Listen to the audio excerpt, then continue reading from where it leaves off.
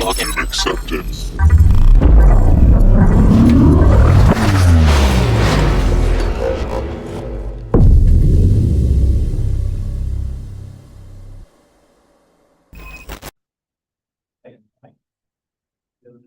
So first of all, who am I?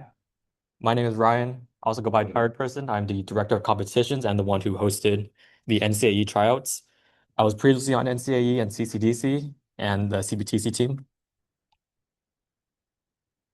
Anyone else want to introduce themselves, or do I just skipping?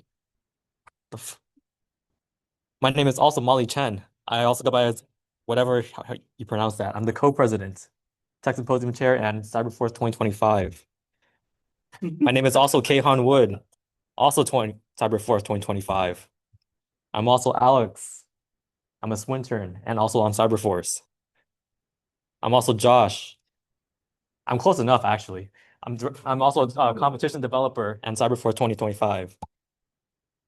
So please sign up for our RVB. So RVB is going to be taking place on February 28th on Saturday. It's going to be from 11:30 to 5 p.m., where 11:30 is going to be like a 30-minute briefing.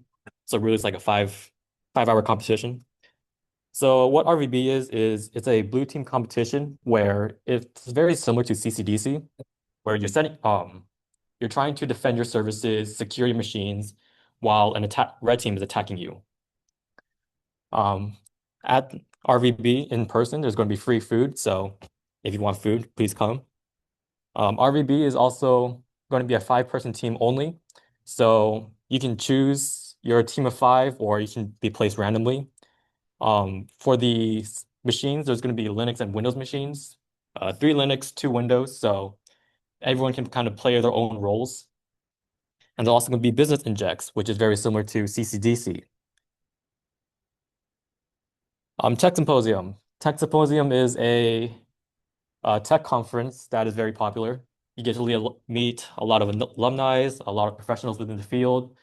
There's also going to be free food and also prizes for the CTF. This is going to be held at Mount Sac College, and it's going to be taking place on March 14th on a Saturday. So today we're going to be going over the trial results, services, attack overview, and a CTF overview. So out of the 36 competitors who competed within those last 3 days, only 4 people made it. Congratulations to Jordan, Aiden, Jason, and Jesse.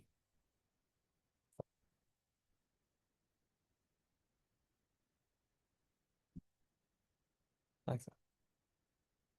And thank you all, everyone else who participated as well. Really, there's actually a lot more than I anticipated, so I'm really proud about that.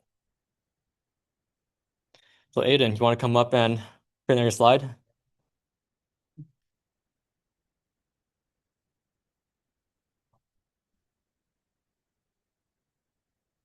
All right, so my name is Aiden, and I thought that the NCAE competition was pretty fun and entertaining throughout the whole thing, except for when this guy took down all my services. And it was very fast paced, where I think every like 3 to 5 minutes, he would just keep on attacking me. And what I did to prepare was that I trained with him and Daniel and our whole PAL group with the environment in Proxmox in the threat hunting labs. And before the competition even began, I had all my scripts running or pre-tested and made sure they all were working. And then I think the most important part was managing the time correctly because I was able to simultaneously do the services and the CTFs, which where it helped me a lot throughout this competition.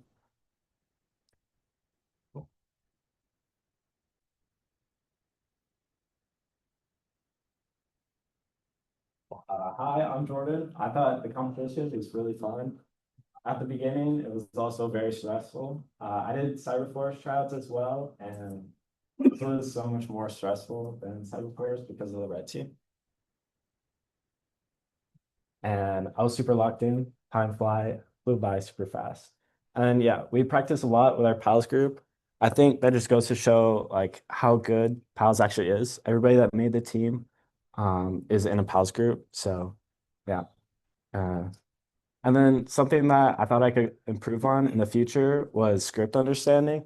This was the first time I ran scripts and it really taught me a lot. and also the service configs. Yeah, I think you always learn a lot the more you do it. So yeah. Is Jason here? Oh, that's yes. No. Okay. Jesse, you want to come up?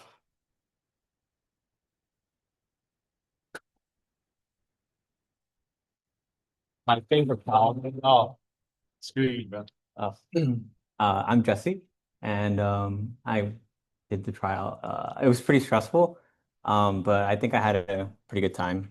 It was my first time using scripts to set up services and stuff, so I had to troubleshoot a lot when kind of didn't work on the first time. And yeah, I was part of Ryan and Daniel's pals group, so that helped a lot. And then Camino's templates kind of helped a lot to kind of practice stuff beforehand. That's pretty much it. All right, you guys leave now.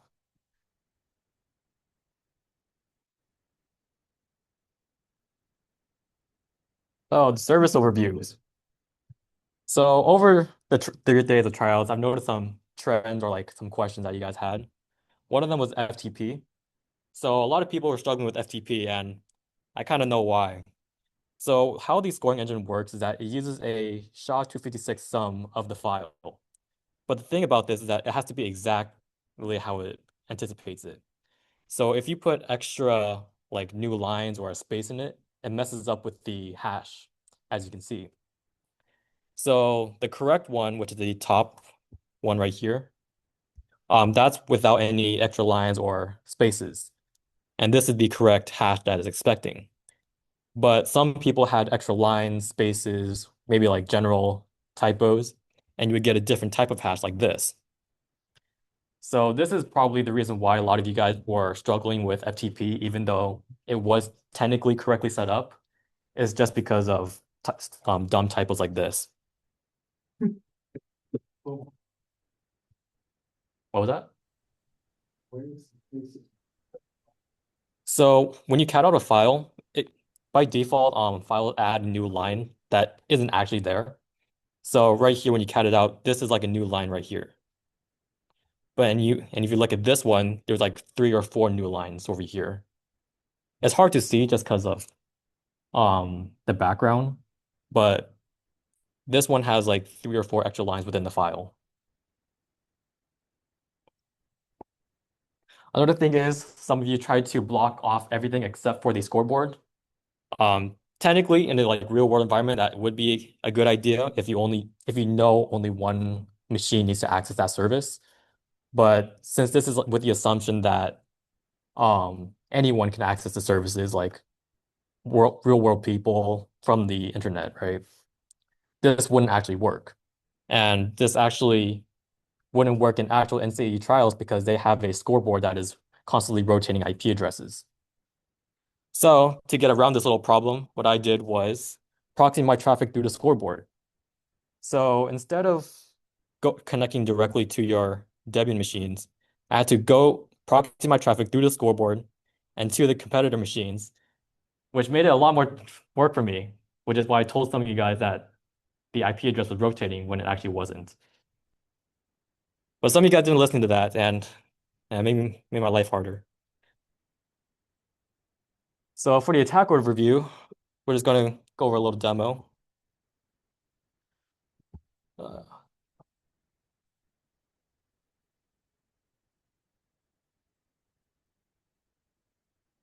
so I believe we're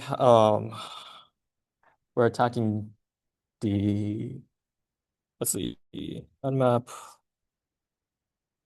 that's one. I think this is what we're attacking. So from the attacker standpoint, this is what we were seeing from your machines off the bat.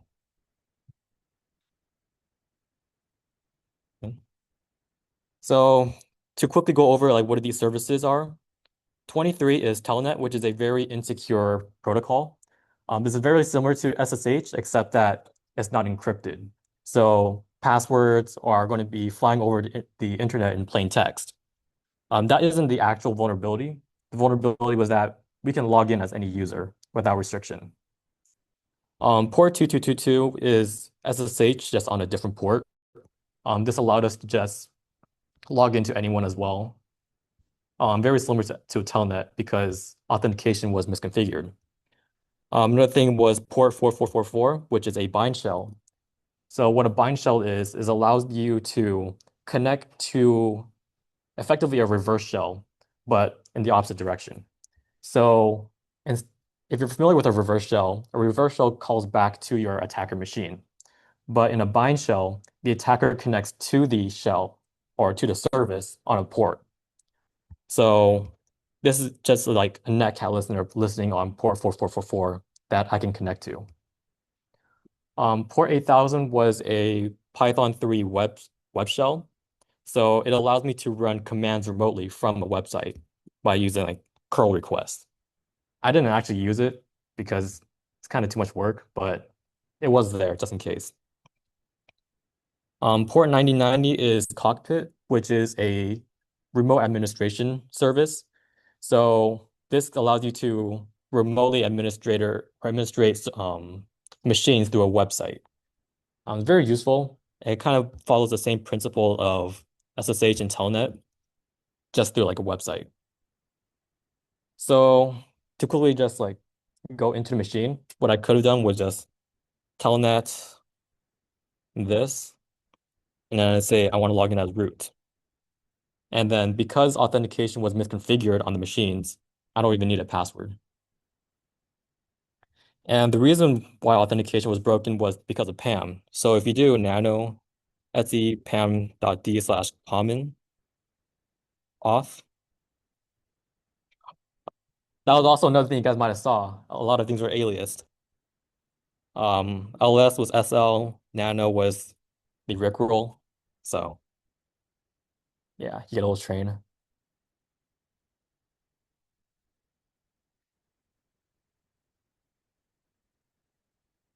So within the PAM common auth, you would see success equals 1 and default equals 1. By default, default should equal to ignore. This is just how PAM works because on success, you're going to allow them to authenticate. But default should be ignored because if it's success, by default, no matter what it is, you're going to allow it through. So it's kind of just a logic bug they just have to know about. And then that would fix the authentication issue. I can see it's incorrect password.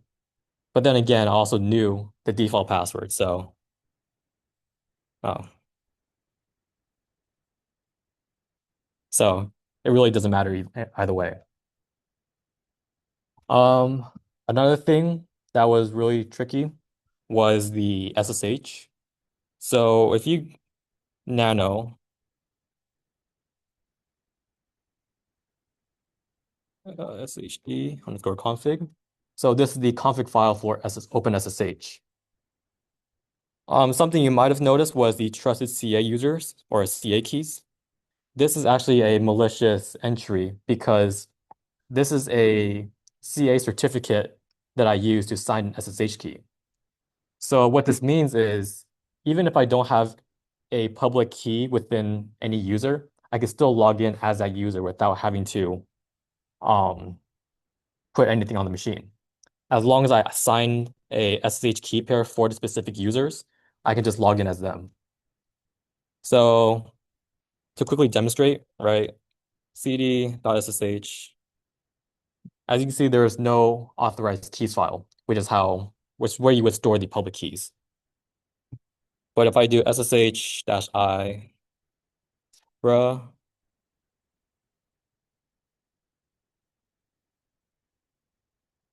oh,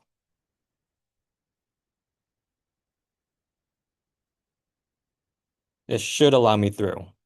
Yeah. So because I have this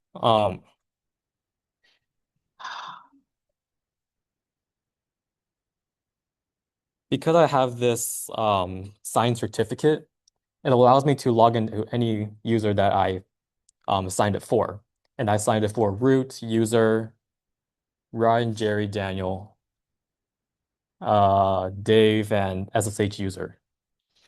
So pretty much every user on the machine that I could log into. And because SSH user was also signed with some people might have put in allowed users for SSH.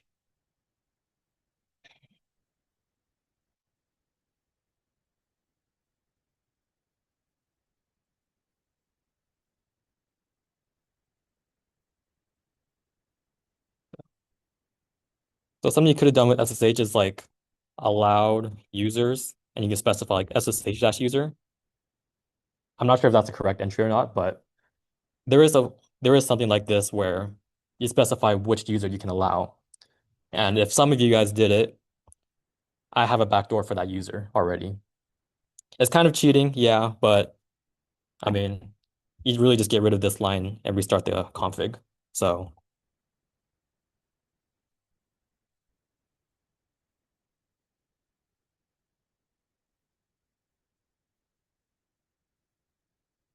and now it should refuse me. Let's say I didn't know the password. Yeah, it would just deny me access. Um, is there any questions so far?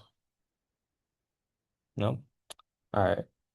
So some other users that I backdoored were Jerry, Daniel, Dave, Ryan, etc. So if I do SSH Jerry, hmm, oh, I can log in as root directly. And this works because if you look at /etc/password, you would see these little users. So something to note about Jerry is that it has the UID of 0, the GID of 0, and is missing X. So this X signifies that there is going to be a password authentication. That is why all these other users have an X, like user, Daniel, Ryan, root, right? So without this X and without any like hashes in between there, it essentially says there is no password for this user. And because it has a UID of 0, which is the same as root, it changes from Jerry to just be root. And then I can just log in directly. And then a script that I had was I created 100 Jerry users. So to quickly show you guys, I just run this little while loop. So if you do SSH Jerry, that's all I did.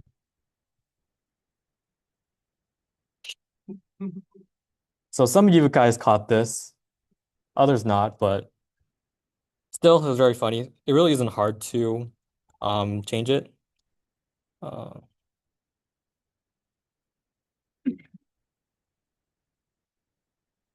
changing this.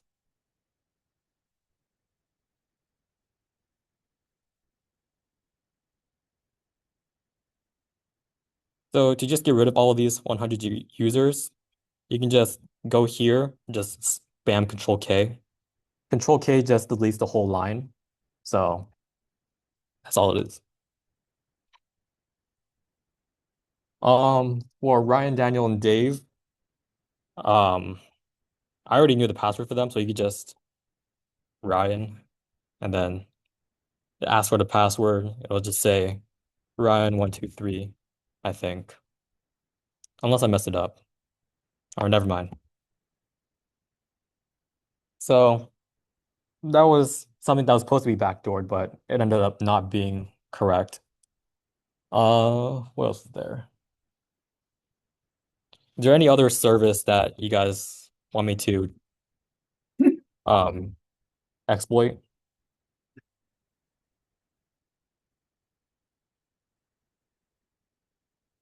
I guess I'll show the bind shell.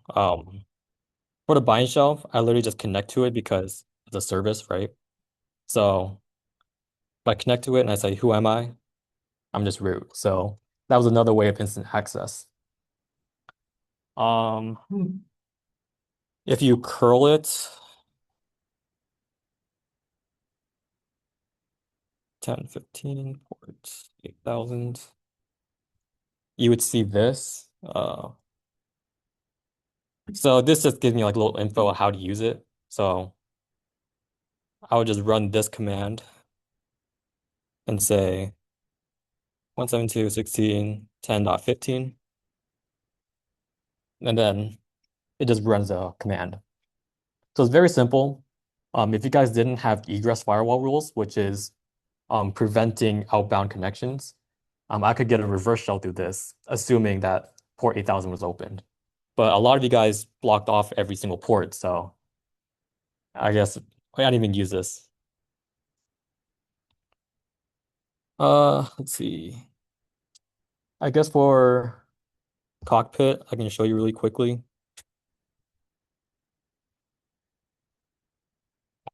172.16.10.15.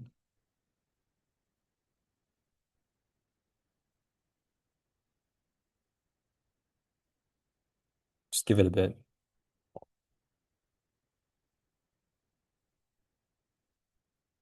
Oh, that's 20.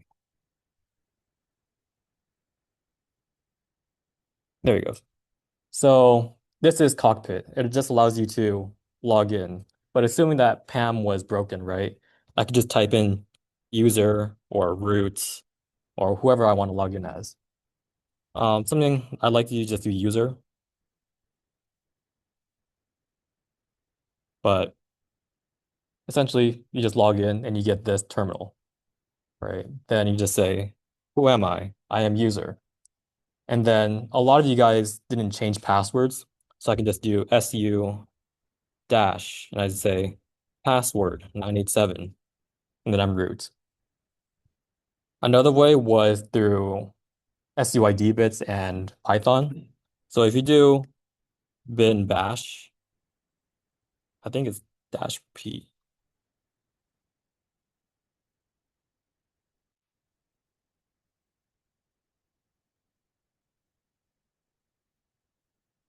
That also becomes root because the bin bash had SUID bit, and this is just a common exploit that you can find on GTFO bins, where if you know how SUID bit works, SUID bit just allows you to borrow permissions from the owner of the file.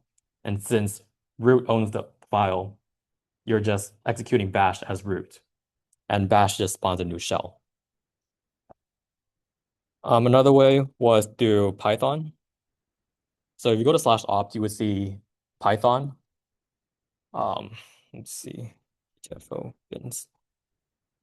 So something I could have done is just go to GTFO bins, say Python. There's capabilities on this. So personally, I don't really look into like what capabilities are, but essentially it allows you to just borrow permissions from root, right?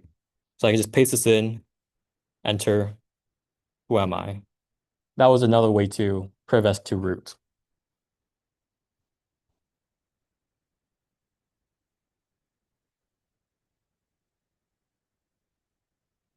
Um, I think that was the majority of the ways that we used to get in.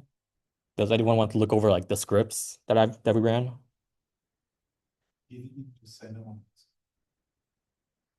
I could, but a lot of them are really long. Um, Something that we did was Calico. So this just made a little cron job so that it would give us a backdoor user named Calico. So this was another SSH backdoor, right? So paste this bash script into this file and then add executable permission and then put this into the cron job. And that's effectively what it was just doing. It was just run every single minute that bash script. Some of you guys found it, but never deleted this bash file. So we just added back the line and it just gave us a backdoor way in. Some of you guys might have saw the B movie. So this was a bash script, right? So you would put wall and then this whole little B script. So this is also a cron job where it would just execute this bash script every single minute.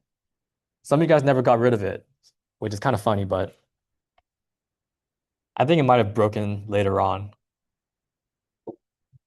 Another thing was the mini nuke. What this did was it just destroyed your whole or all your services. So I guess for a cleaner view. Um, so what it did was I logged you out of your machine, normalized the path and disable ping. Then I changed the bind address for our MariaDB to be localhost instead of 0000. This made it so that MariaDB wouldn't work anymore. Then I added my backdoor users if they didn't exist. I reinstalled Telnet and then got rid of this so that it allowed authentication. I broke your PAM again and added these users to the pseudo group. Then I changed port 22 on your SSH back to port 2222. FTP was a big one where I re-enabled anonymous login, or I changed anonymous login to be commented out, changed it to no, restarted it, disable it, stop it, and then mask it. So this had a lot of steps to fix. And then I also just removed the file. Then I added SSH backdoors. So one for root, one for Daniel, Calico, SSH user, Ryan, etc. I also just deleted Apache 2. Some of you guys use Nginx, so I accounted for that. And then bind 9. Then I backdoored the SSH user with a SSH key so that I commented out the actual public key and added my own malicious one. And the actual nuke just did the same thing, but a little bit more annoyingly. It effectively did the same thing, except I changed the listening address for Apache to be port 8080 instead of 80. Everything else is roughly the same. And yeah, any questions? How many people who use the nuke or mini nukes? The mini nuke, I think we ran on like 10 people because they actually had services up. The nuke, probably like 5 because people either didn't bring up their services or didn't bring up the services, blocked themselves off, or just didn't have any services up. So, like in general, yes. Would one realistically be able to recover from this? Yeah, you could. It'll take a while, but you do it. I mean, you just do the opposite of what the script is doing. How would like figure out what was wrong exactly? All of the stuff that Okay, like realistically, not that much was going on. So I think what 17? I think 19 was a scoreboard. No. Or maybe it's gone. Wait. It might be gone. But realistically, it wasn't actually doing that much. So for this one, right? You would just do the opposite of this. sysctl instead of 1 is just put a 0, right? Bind address, you just go to this file, scroll down the bind address, change it from localhost to 0.0.0.0, and then restart it. Telnet, just delete it. Doesn't really matter. Common auth, you just change default equal to 1 back to default equal to ignore. In etc group, you just delete these users from the pseudo group because no one actually needs to have sudo since you already know the root password. In sshd config, you would just go back, change port 2222 back to 22 and restart it. Anonymous or FTP, we just systemctl unmask FTP, start it, enable, and then change no to a yes, right? And and then just add the file back. So realistically, it's not actually doing that much harm. It just turns off all your services. I know it's coming like it doesn't mean a lot from me, but you guys will get there. Trust me. All right. All right, so I hope that was helpful. I know that you guys are up against a lot of different things. So next up is the CTF overview. Here was the overview. We had nearly 1,000 submissions, so this is really crazy. I haven't seen this before in like a Swift competition. It covered cryptography, forensics, reverse engineering, OSINT, and networking. So really great effort. I think this is really awesome to see, and hopefully you guys come back and keep doing our competitions. So here are the solve statistics. So at the top we have 3 solves. At the bottom we have 22 solves. So we're gonna go over the ones that you guys struggled the most on. So first up is find the CVE. That was mine. So we're gonna go over to Callie. Hold up. How do I move into your thing? Okay. Okay, so who got this one? Out of curiosity. Oh, okay. And I'm gonna be transparent. We did this like kind of last minute, so they were a little messy, so it's okay if you didn't get it. This one was just playing on the actual like URL and the different parameters you could use. So, was it already here? Okay.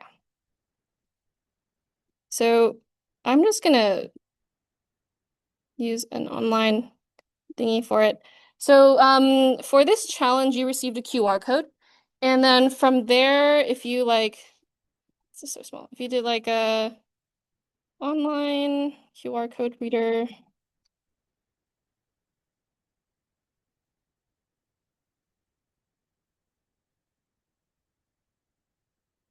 Okay.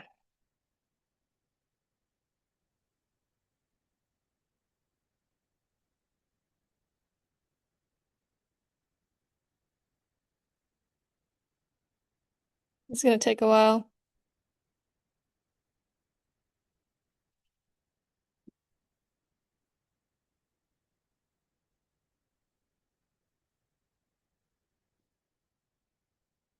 Okay, so the scanned data was going to be this URL, and then if you went to it, oh, it is right. Okay.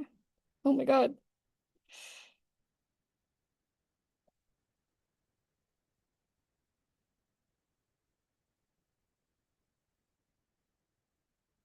You would find this URL link. And so you might notice that it says like, is this the right address? Like, is something wrong here? And if you look at the actual URL, you'll see that there's www.youtube.com. So that's one of the issues. But also over here, it says question mark equals, but it should be like question mark V equals, I believe. And that might be kind of hard to spot. So if you look up an actual YouTube video, you can see what like the URL should look like and fix that like query parameter. You'll know how VMs are, so let's just sit tight for a little second. Oh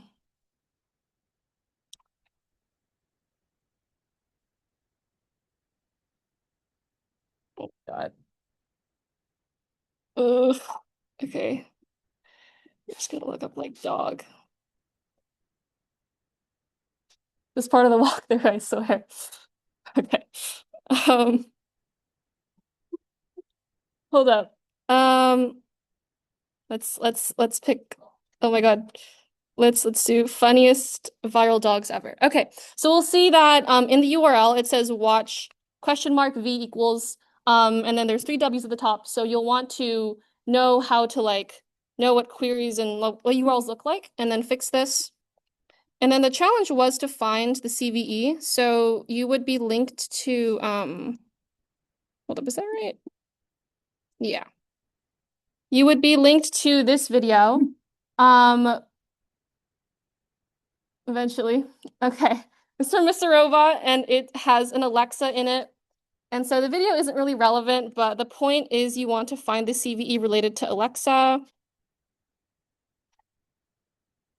And it would be that one. So yeah, that's how the challenge went. I know it was kind of tough to figure that out, so yeah.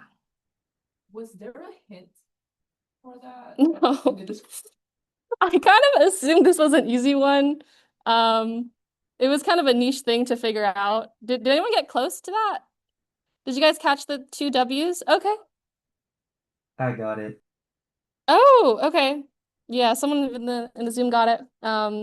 Yeah, sorry about that, I guess. I thought it was funny though. So I did the Waldo files and where do I go to access it right here? Hold on. So where do I find the file for that PYC? Where do I find the files? Downloads. Where do I go to downloads? Here? Um, there you go. So here is the Waldo files that you'll get from the CTF.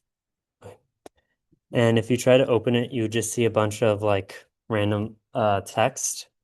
And so the first thing I wanted you guys to ask is like, what is a PYC file? So if you were to go on Google and search up what's a PYC file, you'll find out that it's a compiled Python file. So if you were to recompile it, you'd be able to see what the code looks like. And so if you were to compile the file, I believe you could go, let me see Firefox. Let me hang on. You just type in Python compiler.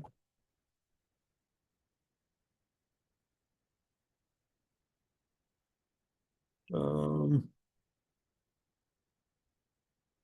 Ideally you do bilingual. Hold on, let's see.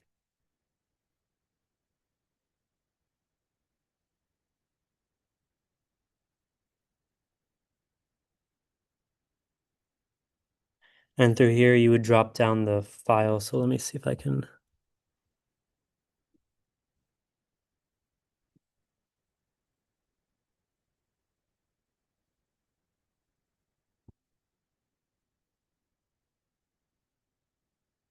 Come on. Here you go.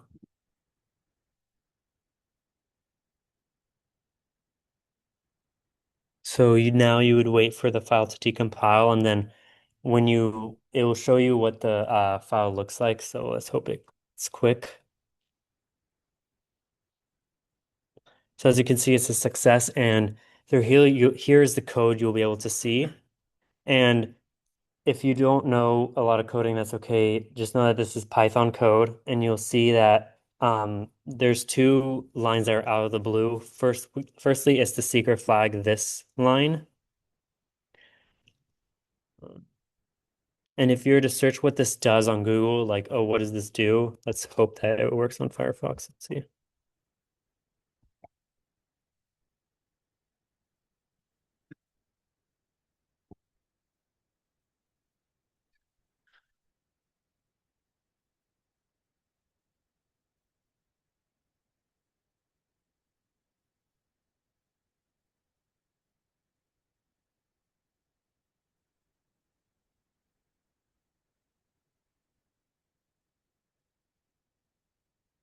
So if you were to search that up, you'll find out that it's a line to conduct an XOR encryption on a certain string.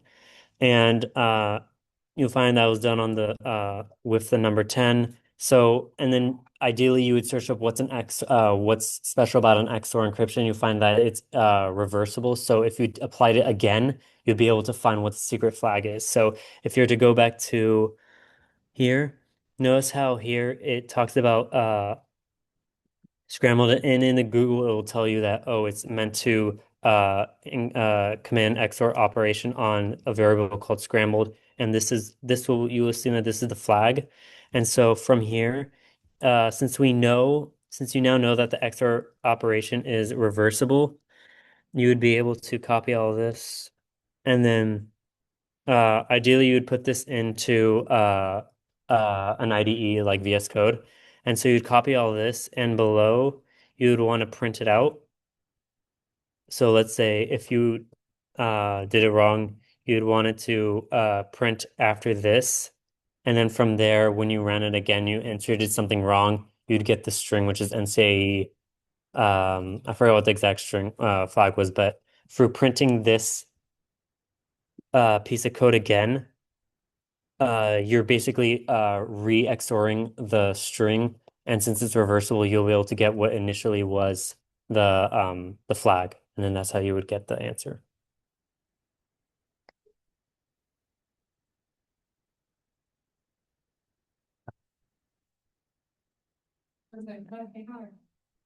All right, well, that's it because I have class at 1. So for the sake of time, we're just going to end it here.